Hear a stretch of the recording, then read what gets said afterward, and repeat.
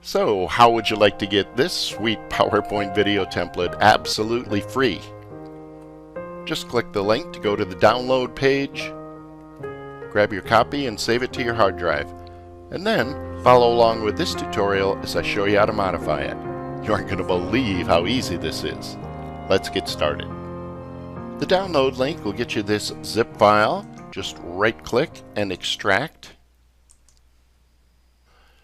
Open up the folder, and then to get started, open up the fonts folder and select and right click install any fonts that you might not already have. Once you do that, just open up the PowerPoint template and we'll get going. When you first open up the slide deck, there will be an enable editing button right around here. Click that, and your very first step after that is to go to File, Save As, navigate to a location on your hard drive, and rename this file. You do not want to screw up your master. Now, at first glance, you might think, oh, gee, what an attractive looking PowerPoint video template. But this is actually part of the ingenious design that's going on here. So just follow along with me step by step. I'll show you how to modify it, and then I'm going to give you some tips and tricks to make it even more awesome and effective. The first thing you want to do to be able to modify almost all of these kinds of templates is to open up what's called the selection pane. On the Home tab, you can go over to Select and choose Selection Pane. Also, if you click on any object on a slide, you can go to Format and open up the selection pane here. My favorite method, though, is to, once you find the selection pane tool, right-click on it and add to Quick Access Toolbar. That'll go ahead and put it right up here so it's always available and you don't have to hunt and stab like I just did to find it and open it. So I'm going to go ahead and do that. The selection pane shows all of the stuff that is on a particular slide. And what I'm going to do is I'm going to hide all of that stuff. And in doing so, I see that there's still an image here. What this tells me is that this picture is actually part of the slide background itself. So I'm going to right click and say Format Background. Instead of a solid fill, which is kind of normal, you'll see that it is a picture. And to change this and make it my own slide deck, I'm going to go ahead and go File, choose a widescreen high quality image, and say Insert. I'm going to go ahead and show all of the other elements again, and then maybe move this over a little bit, and to preview, just click the animation star.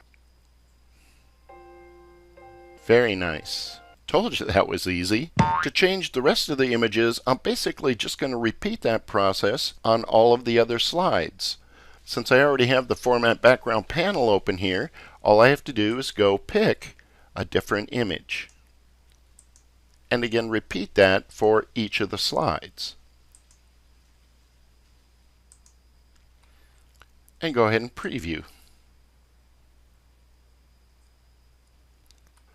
Now, one of the other things we certainly might want to do is to change text. So the easiest way to do that, I'll close the Format Background panel, and I'm going to hide all once again. Here's my image, and the text elements are right here. So all I'm going to do is turn those on so that they're visible, and then just edit text as normal. And one tip here is that depending upon the content of your slide, you might want to reposition these text boxes. So I'm just going to select them and move them. This is easy to do when all of the other elements are turned off. So again, I just have the two text boxes turned on so I can easily manipulate them. Don't forget to show all, and then preview. Now, another tip in modifying these particular slides is that you might notice that, well, there's kind of some stuff on top, some filters and things called light leaks. So to maybe get some other interesting effects, you might try to turn some of these additional elements off which I'll do here, and maybe this transparent layer. And then when I preview, you can see that the image is much sharper, and the effect that we're getting here has a lot more contrast. It's all up to you. Now again, you might be asking yourself, why are all of the slides appearing to be black here?